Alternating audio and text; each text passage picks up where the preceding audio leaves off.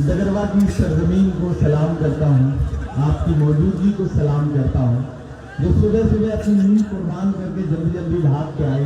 क्योंकि आज दिन में 4-5 सभाएं थी, तो मैंने हाजी साहब से कह दिया था कि मैं जल्दी आ जाऊंगा, हो सके तो लोगों को जल्दी बुला लीजिएगा। मेरी ख्वाहिश थी कि मैं आपकी विधानसभा में आऊं।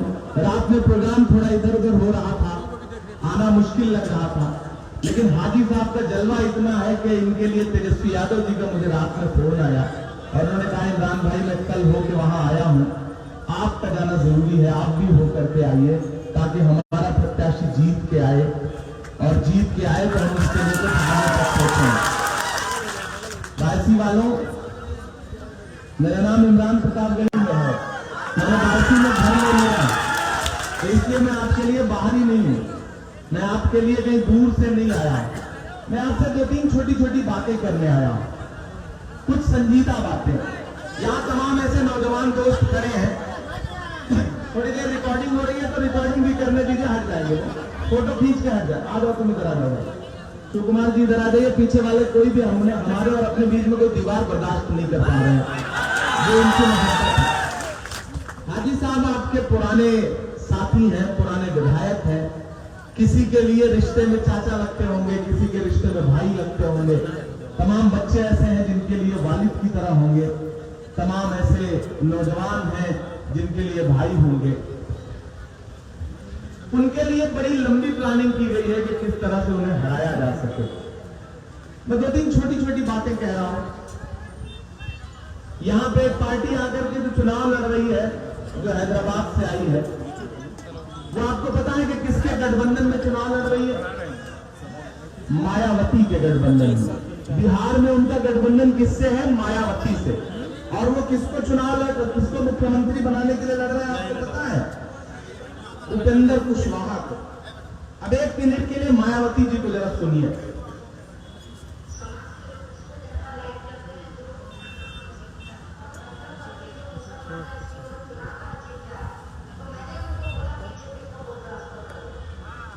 क्या कह रही है?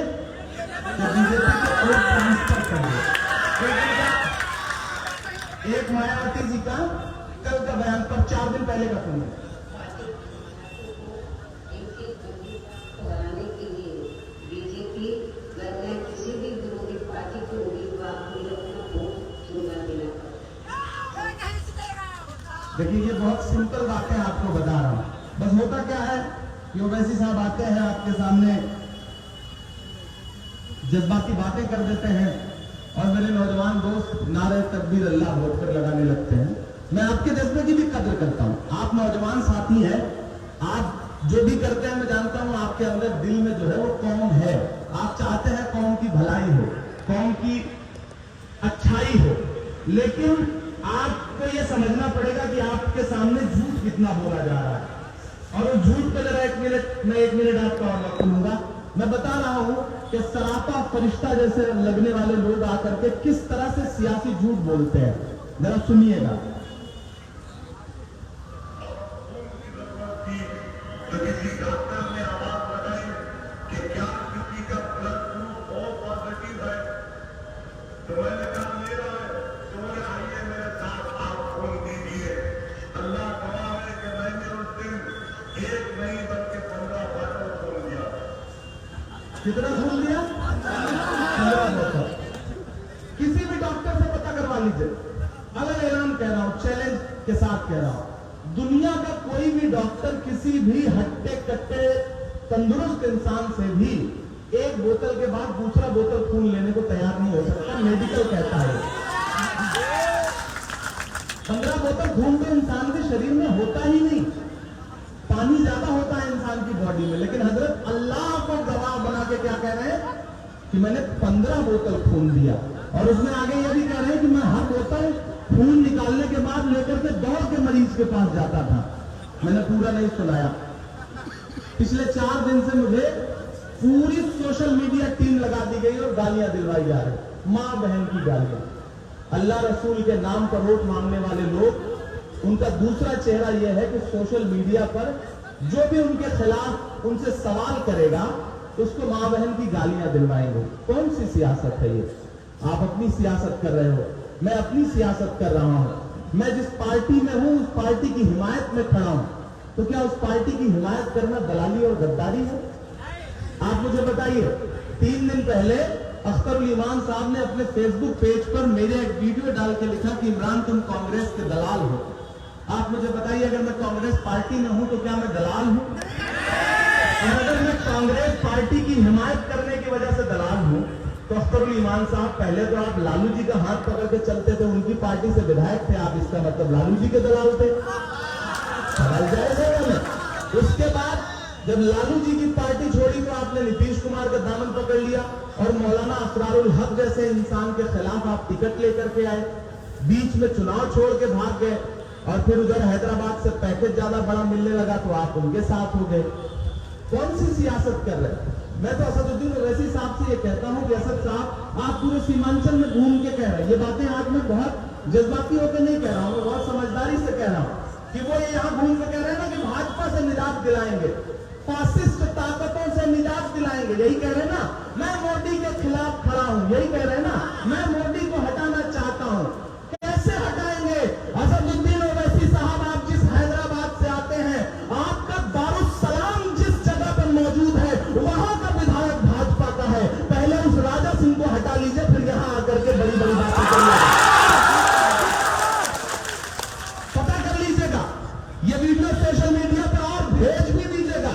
हो सकता है नीचे आकर के कुछ उनके समर्थक गालियां भी दें, गालियां सुन लीजिएगा, लेकिन सवाल पूछिएगा कि असद साहब, आप पूरे हिंदुस्तान में जा करके लोगों से ये कहते हैं कि हम भाजपा को हराने निकले हैं। अरे आप जिस जगह के सांसद हैं, जहां आपकी पार्टी का हेडक्वार्टर है, वो दारुस्सलाम जिस जगह मौजूद है वहां का विधायक भाजपा का है। अगर हिम्मत है तो उस राजा सिंह को पहले हटा लीजिए जो आपको गालियां देता है हैदराबाद में खड़ा होकर के।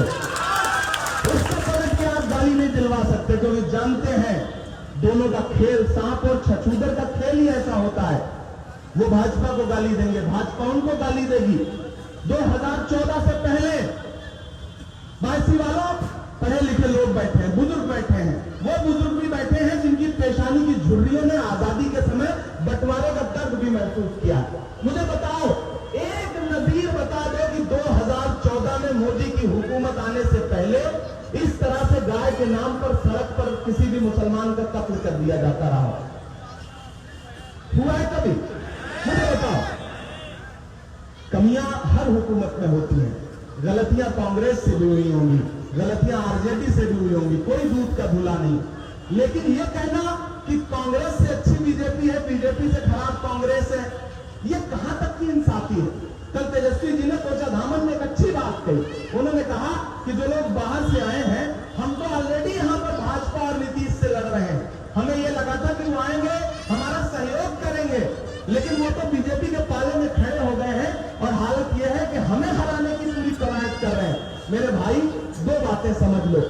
सुभान साहब पुराने आदमी है, लालू जी के साथी थे, उनके बेटे की उम्र का एक आदमी मुख्यमंत्री बनेगा तो इनका एहतराम करेगा, इनकी इज्जत करेगा, और मुझे पूरा यकीन है कि ये इस बार मंत्री बनेंगे अगर आपने उनको बता दिया। अब जो बड़ी तकरीरें हो रही, मैंने जो कि हाथ में खड़े होकर के कह दिया कि असद साहब, आप इत्तेहाद की बातें करते हैं, कौम में इत्तेहाद पैदा होना चाहिए। ये कौन सा इत्तेहाद है कि तस्लीमुद्दीन साहब के 2 सगे बेटों को आपने एक दूसरे के खिलाफ चुनाव लड़ा दिया? कौन सा इत्तेहाद है? आप मुझे बताना चाहिए। इत्तेहाद है भाई, ठीक है, टिकट कट गया था, किन्हीं वजहों से टिकट कट गया था शहनवाज का। हो सकता है कि एमएलसी बना देती राजद उसको, भविष्य में वो भी विधायक बन जाता, दूसरा बेटा भी विधायक बन जाता। अब तो हालत यह है कि दोनों आपस में लड़ रहे हैं। मुझे तो डर है कि कहीं भाजपा न जीत जाए।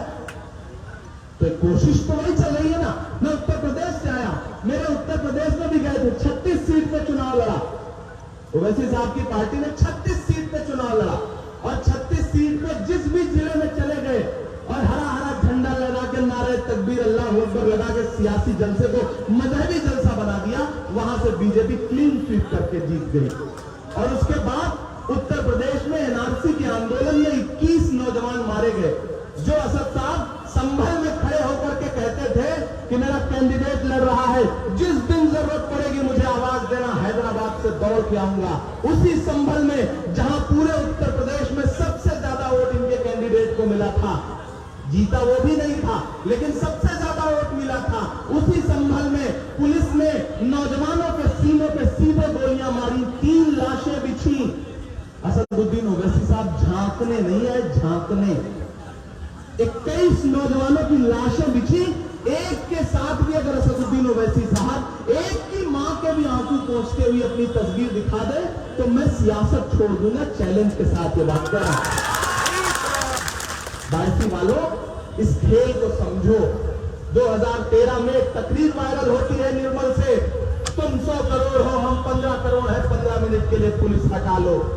ये बातें सुनने में तो बहुत अच्छी लगती है, लेकिन उसका फायदा किसको मिलता है? उसका फायदा मिलता है बीजेपी को। वो दरअसल मुसलमानों को एकजुट करने नहीं आए हैं, वो उस तरफ वाले वोटरों को एकजुट करने आए हैं ताकि उधर का वोटर एकजुट होकर के भाजपा को और नीतीश को एक मुश्त वोट कर दे ताकि भाजपा जीत जाए। मैं क्यों खड़ा हूं? मैंने उनकी हिमायत में नस्ल लिखी है। जब मैं पॉलिटिकल पार्टी में नहीं था, मैंने सियासत नहीं ज्वाइन करी, तो मैंने नस्ल लिखी। आजकल उसी का वीडियो वायरल कर रहे हैं। उनके पास और बजाने को कुछ है नहीं, तो मेरी नज़में ही बजा करके काम चला रहे हैं। मैंने हिमायत में नज़्म लिखी, लेकिन आज मैं इसलिए खड़ा हूं खिलाफ, क्योंकि मैंने देखा है, लाशें उठाई है मैंने। मैं एनआरसी के आंदोलन में आप तो एक कागज का टुकड़ा फाड़ करके पार्लियामेंट में किनारे हो गए, लेकिन उसके बाद जब हमारी माएं बहनें कड़कती ठंड में पूरे हिंदुस्तान में बैठी रही, तो फिर किसी आंदोलन में नजर नहीं आए। मैं गया था शाहीन बाग, मैंने बिल्किस दादी जो 90 साल की कई महीने तक शाहीन बाग में बैठी रही, उनको मैंने अपने सीने से लगाया। मैं गया था पटना के सब्जी बाग, मैं आया था अररिया के स्टेडियम में तेजस्वी यादव जी के साथ, मैं आया था किशनगंज रोजहासा मैदान में, मैं आया था दरभंगा में, मैं आया था सहरसा में, मैं आया था सीवान में, मैं आया था गया के शांति बाग में, मैं गया था राजस्थान के टॉप के मोती बाग में, मैं गया था जंतर मंतर पर। अरे मैं उस दिन भी मौजूद था जब उत्तर प्रदेश में 21 नौजवानों के सीनों पे सीधे गोलियां मारी गई, 21 लाशें बिछ गई। कोई सियासी जमात, कोई हमारी क़यादत की बात करने वाला झांकने नहीं आ रहा था। तब मैंने प्रियंका जी से रिक्वेस्ट करी, मैंने कहा दीदी जो हालात है कि और लोग मारे जाएंगे, उत्तर प्रदेश की हुकूमत नौजवानों को सीधे मारने के इरादे में है, आप निकलिए। और अगली सुबह मुझे फक्र है, मैं इसलिए यहां खड़ा हूं, मैं इसलिए कुर्बानी दे रहा हूं, मैं इसलिए अपना पसीना बहा रहा हूं कि अगली सुबह जब मेरी आंख खुली तो प्रियंका गांधी बिजनौर में उस अनस नाम के बच्चे की मां को सीने से लगाए हुए बैठी थी, जिसे गोली से मारा गया। मेरे भाई, सियासत समझो, 1-2 विधायक जिताने से कुछ नहीं होता। हमारे यहाँ आजम खान जैसा सांसद बकरी चोरी और मुर्गी चोरी के इल्जाम में जेल में बंद है। ये हुकूमत है, हुकूमत बदलो। हुकूमत कैसे बदलेगी? मेरे बुजुर्गों, मेरी बात को बहुत संजीदगी से सुनना। एक 31-32 साल का लड़का आकर के आपको समझाने के लिए बात कह रहा है। हुकूमत कैसे बदलेगी वो सोचो। 2 विधायक क्या करेंगे? धरना दे देंगे, प्रदर्शन कर देंगे, पुलिस लाठी मार के घर बैठा देगी। हम देखते आ रहे हैं इस बात को। एनआरसी का आंदोलन चल रहा था, उत्तर प्रदेश में पुलिस जहां चाहती थी पीट देती थी गोली। मैंने कहा ना, 21 लाशें उठाई है मैंने। ये कैसे रुकेगा? जेपी नड्डा खड़े होकर के सिलीगुड़ी में कहते हैं कोरोना की वजह से रुका है सीए का काम, जैसे कोरोना खत्म होगा फिर से शुरू होगा। ये रुकेगा कैसे? बिहार में कैसे रुकेगा? तब जब आपके हम ख्याल हुकूमत बनेगी, आपके लिए दिल में थोड़ा ही सही, मैं ये नहीं कह रहा हूं कि बिल्कुल आपकी हुकूमत बन जाएगी, चारों तरफ आपका झंडा लहरा जाएगा, लेकिन आपके हम ख्याल हुकूमत बनेगी जो आपको भी साथ लेकर चलेगी। ये मुल्क किसी एक का नहीं है, न हिंदू का है, न मुसलमान का है, न अकेले सिख का है, न ईसाई का है। ये मुल्क सबसे मिलकर के बनता है, जो सबको लेकर के चले, थोड़ा थोड़ा सबका एहतराम करे। वो कौन कर रहा है? वो तेजस्वी यादव कर रहा है। वो तेजस्वी यादव आपके बीच में आ गए। मैं आपसे बहुत लंबी चौड़ी कोई तकरीर नहीं कर रहा, मैं आपको सिर्फ समझा रहा हूं। वो नौजवान जो हो सकता है पिछले 3-4 दिन से उनको लग रहा हो कि अरे इमरान साहब ने तो क्या बोल दिया, इमरान साहब ने तो गलत कर दिया। मैं, मेरे भाई, आपको क्रोनोलॉजी समझा रहा हूं। क्रोनोलॉजी समझो। दरअसल एक हेलीकॉप्टर तेजस्वी यादव का उड़ रहा है, एक हेलीकॉप्टर मेरल उड़ रहा है, और इन 2 हेलीकॉप्टरों का पीछा करने के लिए बिहार में मोदी जी ने 30 हेलीकॉप्टर उड़ा रखे हैं। मैंने तो मोदी जी से हर सभा में ये कहा है कि मोदी जी, ये जो 30 हेलीकॉप्टर आपने चुनाव के लिए उड़ा रखे हैं, अगर आप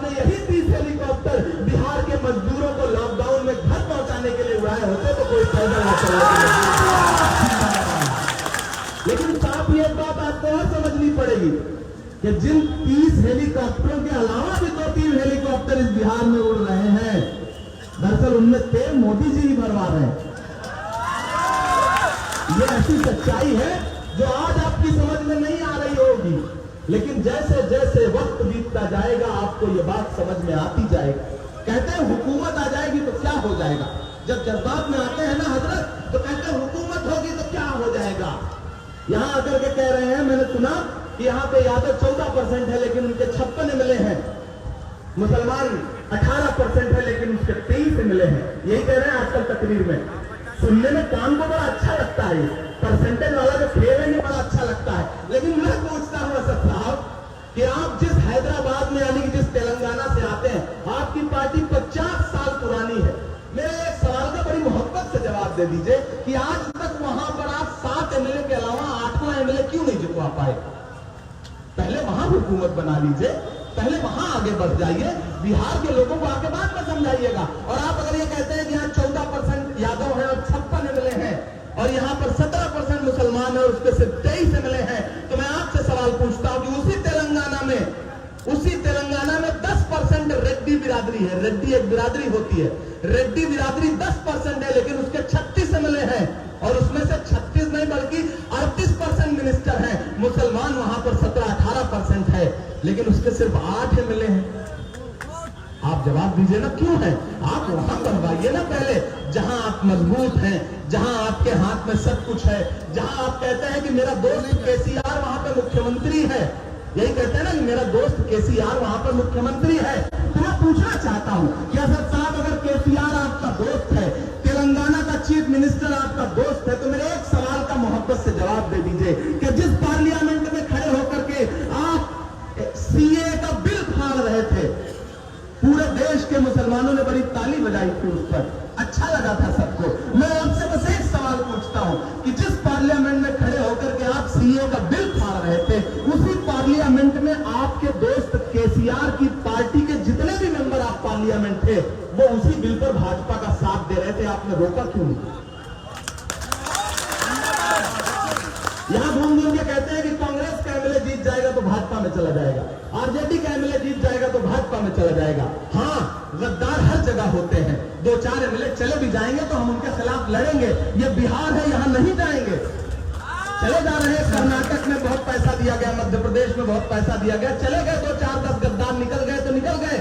कांग्रेस उन गद्दारों के खिलाफ लड़ रही है, मजबूती के साथ खड़ी है। मैंने देखा है राहुल गांधी की आंखों में फैसिस्ट ताकतों के खिलाफ, सांप्रदायिकता के खिलाफ लड़ने का जुनून। मैं उस दिन भी मौजूद था जब हाथरस की बिटिया से मिलने के लिए राहुल गांधी एक्सप्रेस वे पर पैदल चले जा रहे थे दिल्ली से और उनको पुलिस ने धक्का दिया। तो मैं मौजूद था तेजस्वी जी के साथ अररिया के स्टेडियम में। लालू यादव क्यों जेल में है, कभी सोचा आपने क्यों जेल में। छोटे छोटे इल्जाम, ये घोटाला, वो घोटाला। अरे यहां लाखों लाख करोड़ का घोटाला करके लोग इस देश की सरकारों में बैठे हुए हैं और लालू जी के ऊपर इल्जाम कितने का है, करोड़ों रुपए का भी नहीं है। नहीं, लालू यादव जी उस इल्जाम में जेल में नहीं है। लालू यादव जी से बदला जानते हैं किस चीज का लिया जा रहा है। जब अडवाणी रथ लेकर के निकले थे, पूरे देश में कोई उनको रोक नहीं पा रहा था। लालू जी बिहार के मुख्यमंत्री थे। लालू जी ने समस्तीपुर में अडवाणी के घोड़े की लगाम पकड़ के कहा था कि हुकूमत रहे या चली जाए, लेकिन नफरत फैलाने तुमको बिहार में नहीं दूंगा। आप एहसान फरामोश कौम नहीं है, मैं जानता हूं। मैं आपके जमीर को जगाने आया, अपने जमीर की सुनिए। 1-2 बस 2 विधायक जिताने की पूरी लड़ाई है, ज्यादा से ज्यादा 3-4 सीट पे लड़ पा रहे हैं और 2 विधायक जिताने के लिए सारी ताकत झोंक दी। 2 विधायक सीमांचल का विकास कर लेगा। क्या विकास कर लेगा। अरे मेरे भाई, एक विधायक का कि जो पूरा उसका जो बजट होता है साल में, वो 1-2 करोड़ में यहाँ पर ज्यादा से ज्यादा।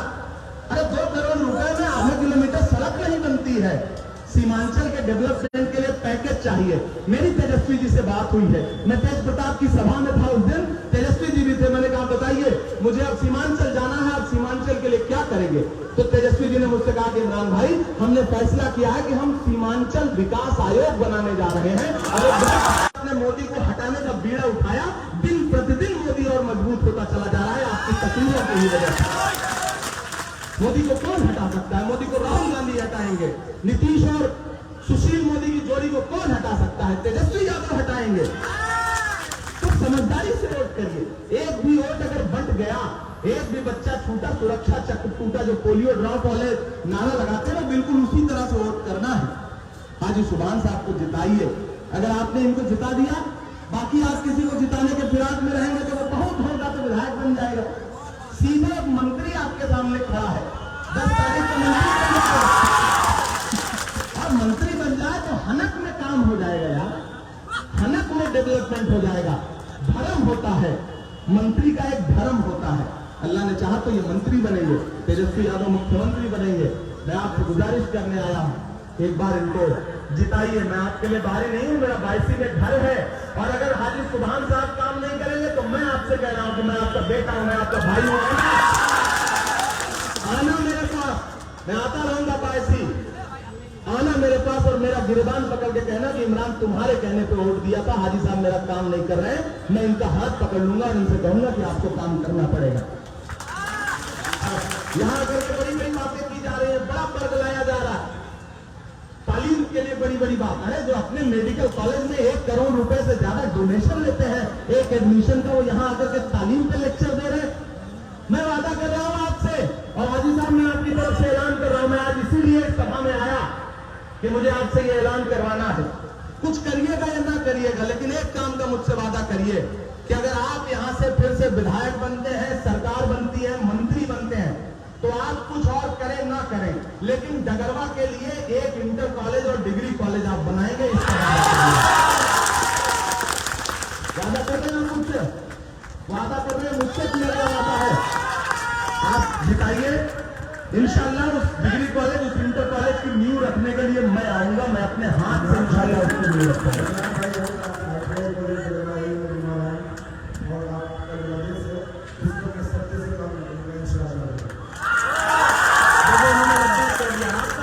शेर पढ़ सकता हूं, सिमत के आएगा,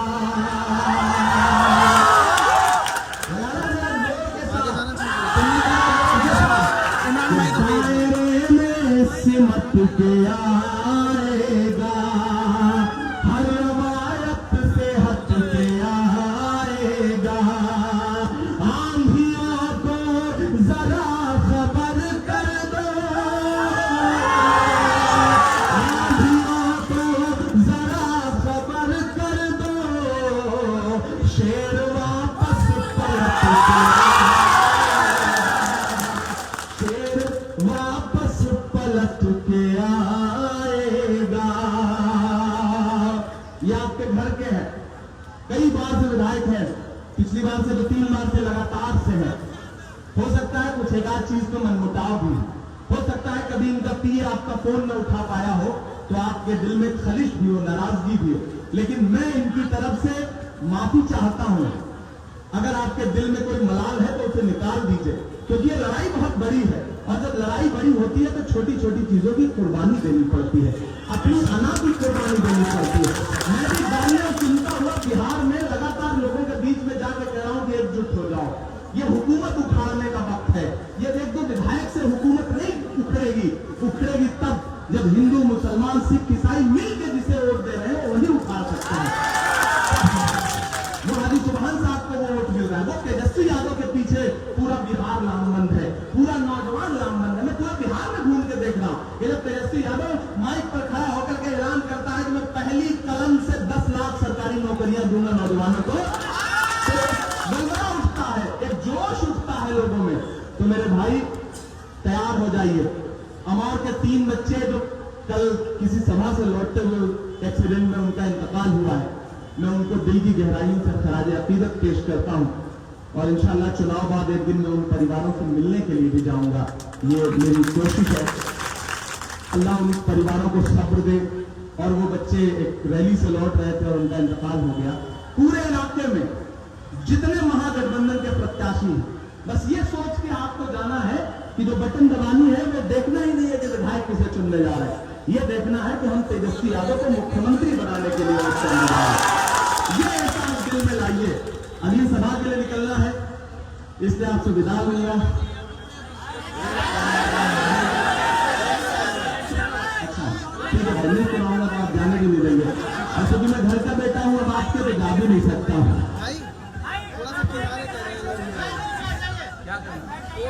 पोडियम लेके थोड़ा उधर तो हाँ ठीक है बस वो एक्चुअली माइक ऐसा है कि यही खड़े होकर ही बोल, वो वाला माइक होता तो आगे ठीक है चले जाने दीजिए। अभी आप ऐसे देख लीजिए, आप चुनाव जितवाइए, ये मंत्री बन जाए तो इसी ग्राउंड में जीत के जश्न का प्रोग्राम होगा।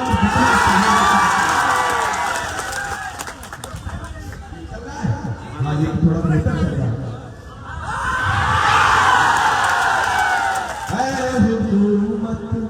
ये सोच के जाइए क्या कैसे किसने क्या समझाया है, सब एक किनारे रखिए।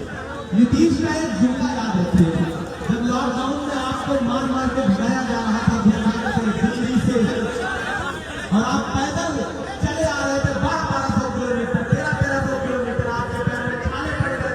मैं उत्तर प्रदेश से आया हूँ, मैंने देखा था कि उत्तर प्रदेश की पुलिस मुर्गा बना देती थी बिहार के मजदूरों को और मारती थी। और नीतीश ने क्या कहा था कि बिहार में घुसना मत, जहां हो वहीं रहो, बीमारी लेकर के यहाँ रहता हो। तब मैं आपसे कह रहा हूँ कि जब वोट देने जाना तो ये दूसरे जहन में रखना कि हुकूमत तेरे सारे जुल्मों सितम, है हुकूमत तेरे सारे जुल्मों सितम, याद रखेंगे हम, याद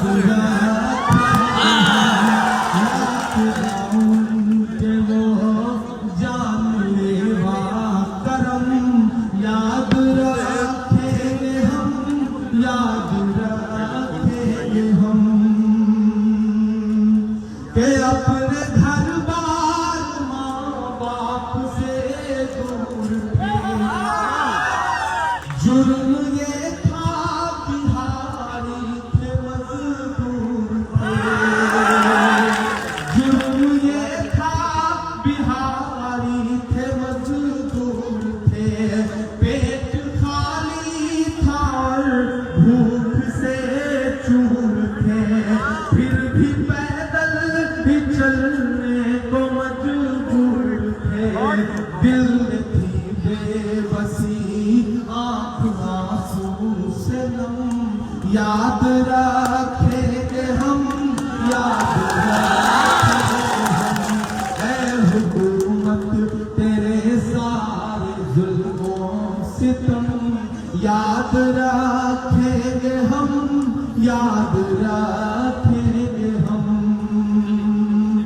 नीतीश कुमार 2015 में लालू जी ने आपको सीने से लगा करके ये कहा था कि जाओ बिहार के मुख्यमंत्री बन जाओ, और उस समय राजद के भी कार्यकर्ताओं ने आपके जिंदाबाद के नारे लगाए थे, लेकिन आपने क्या किया, आप गए और नरेंद्र मोदी की गोद में बैठ गए। गद्दारी की आपने, जिस भारतीय जनता पार्टी को आप बहुत झूठा पार्टी कहते थे उसी की गोद में बैठ गए नीतीश बाबू। अरे ये बिहार है, ये हर गुनाह माफ कर सकता है लेकिन गद्दारी नहीं माफ कर सकता।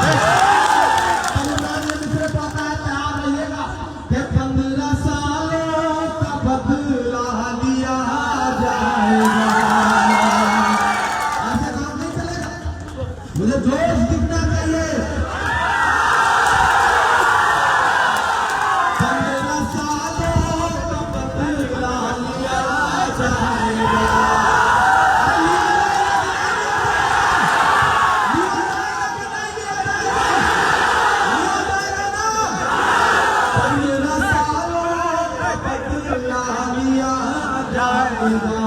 सब सवालों बदला लिया जाएगा, चलते चलते लुटे पाँव में पड़ जाएगा, सब सालों का बदला लिया जाएगा।